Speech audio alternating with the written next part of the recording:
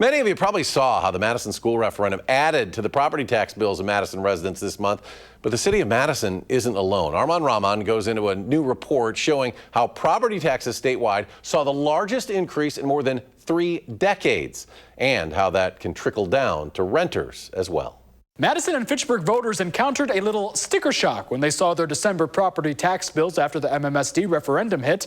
That sticker shock surged across the state as tax levies across all school districts combined rose to more than $6 billion on December bills. The Wisconsin Policy Forum analyzed data from all 421 Wisconsin school districts. They found Madison's property tax hike alone accounted for 17% of the state's total increase, making it the biggest jump in 30 years. It's the single biggest increase statewide in terms of dollar value, and that's in part because we just have a very big property tax base for our K-12 schools. That means some Madison homeowners had to fork over an additional $750 to $1,000 in December. But how about owners who rent out their properties? Who writes the checks? That's the property owner.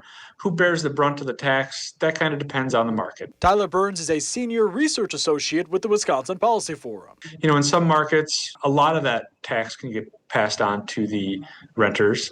They don't necessarily have a lot of choices.